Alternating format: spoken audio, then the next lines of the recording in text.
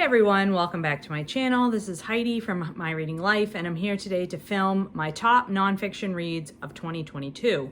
I meant to film this last Sunday, and as some of you may know, some of you probably don't, my second grandchild was born on Sunday. So my new granddaughter is here, and therefore Sunday was out for filming, and then my work week was crazy, and so I'm just now getting back to it on Saturday, January 14th. So it's been a busy week. Haven't been able to get things done that I had planned to get done, but it's all good because good things are happening in my family. So I will just get started. This is a quick list of the top 10 books, the top 10 nonfiction books that I read in 2022. These are in no particular order. I am not trying to rank them. I'm just trying to tell you the top 10 books as far as I'm concerned. Today, I read a lot of really great nonfiction in 2022. And I will tell you right off the bat that 8 of these books are science related. So science is my thing, and if you don't like science, then these probably won't all be for you, but I think these are fantastic books, all 10 of them. So I'm just gonna get going with them. The very first one is one that you've heard me talk about many times on this channel in the past year. This is How the Word is Passed, A Reckoning with the History of Slavery Across America by Clint Smith. This is the book that won the nonfiction category of the BookTube Prize last year. It is a fantastic work of nonfiction. In it, Clint Smith details his travels across many monuments and historic places in the United States and outside of the United States, and tries to reckon with how each of these places deals with slavery, how they talk about slavery. These are all monuments and historical sites relating to slavery in America. And he does a wonderful job of this. It's really excellent, really easy to read. I learned a lot from this book, and it's just fantastic. I cannot recommend it highly enough. The second book is a book that I don't have a physical copy of because it was a book that was lent to me by a friend, and that is Entanglements by Tora Johnson. This is a book that was first published in 2005, I believe, and just in the interest of full disclosure, Tora Johnson was a professor of mine when I was studying geographic information systems. This is a fantastic book I've been meaning to read for a very long time. And in this book, Entanglements, is an exploration of the conflicts that exist between human use of a resource and the animals that depend on that resource. In particular, the fishing industry in the Gulf of Maine and the conflicts with whales. Now, this book came out in 2005, but if you follow anything that's going on in the Gulf of Maine today, you will know that the conflicts between fishermen and whales are still highly contentious and a topic of, high importance, and is like very much in the minds and in the news of people who utilize the marine resources in my area. So it was a very good read. It was very well written, very interesting, details the history and a lot of the different user groups that depend upon the Gulf of Maine, and it was just a fascinating read, and I'm really glad that I read it because it helped inform me as to what's going on today with that conflict. Number 3 is another book that I read for the BookTube Prize, and this is Under a White Sky, The Nature of the Future by Elizabeth Kolbert. I really like Elizabeth Kolbert's nature writing. She in particular writes about environmental issues and climate change, and this is a book in which she talks about 3 or 4 different case studies in which humans have altered the environment in some really huge ways, and whether or not through human ingenuity we can fix the problems we have created. Whether it's the introduction of a particular fish in a river system like the Mississippi, or it's, the greenhouse gases that we've put into our atmosphere. How can we deal with these problems that we have created ourselves?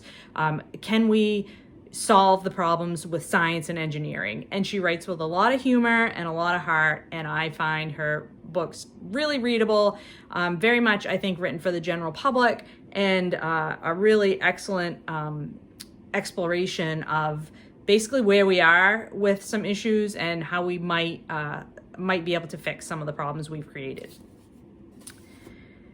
Number 4 is this science book, The Language of Butterflies, How Thieves, Hoarders, Scientists, and Other Obsessives Unlock the Secrets of the World's Favorite Insect by Wendy Williams.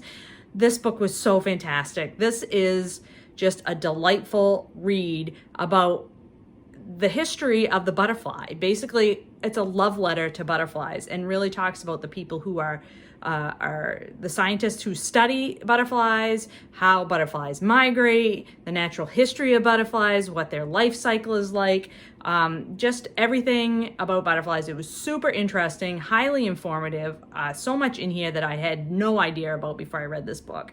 Just a really engaging read about a species that everybody loves. Everybody loves butterflies. And so this is really, it's a sad read in some ways, because we've made, there's a lot of things that humans have altered in the environment that are impacting butterflies in a negative way, but also just a lovely look at a really wonderful species of animal. That was number 4. So this is number 5, another science book, Beloved Beasts, Fighting for Life in an Age of Extinction by Michelle Nijhuis.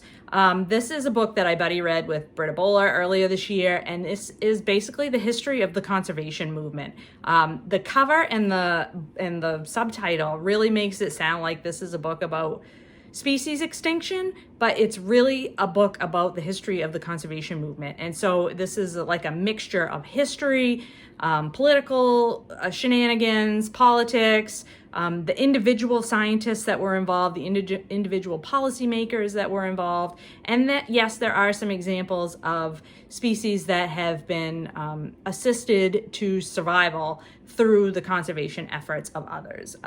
Another fascinating book that just detailed so much history that I was unaware of.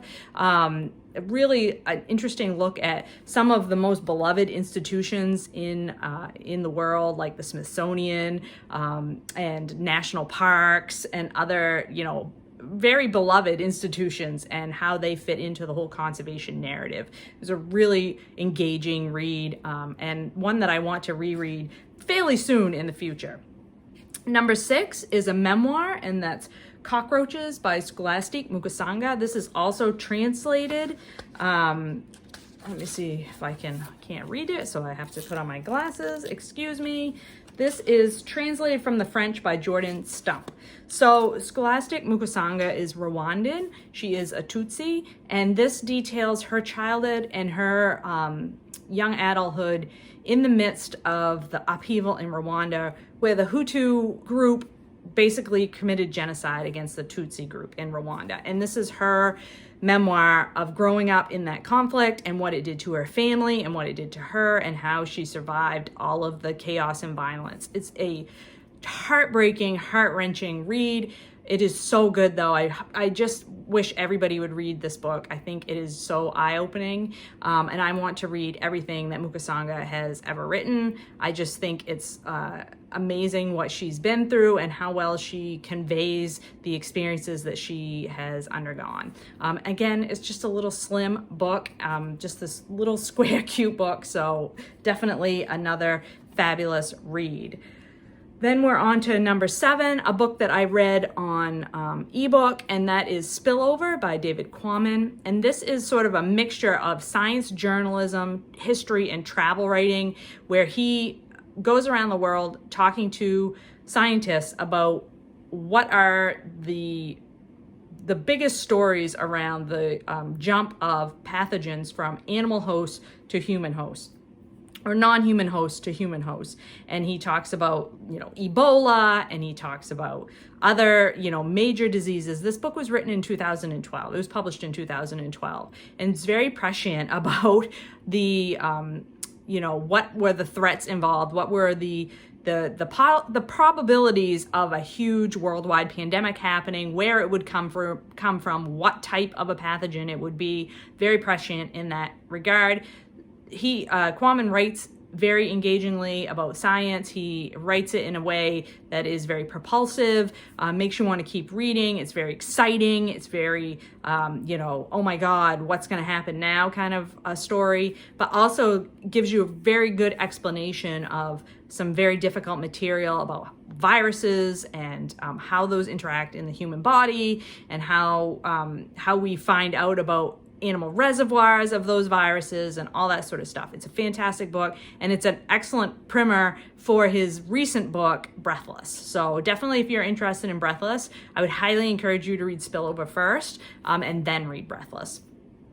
And then number 8 we have Radium Girls by Kate Moore. This is the dark story of America's shining women. And this is a story of a group of very courageous young women who were poisoned in their jobs and chose to take that fight on, to fight back against their employers and everyone to try to get justice for themselves and for others because they had been injured at work. And it also tells the story of our use of nuclear products such as radium, how we learned how dangerous they were and what we did with that information because of the fight that these girls took on.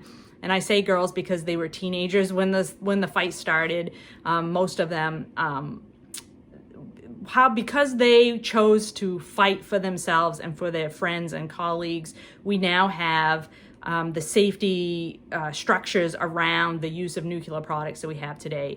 This was basically the basis for our whole nuclear industry, nuclear science, and how we use those kinds of materials in our world today. Fascinating, fascinating story. Very, again, heartbreaking, but one that made you want to turn the pages, made you want to keep reading.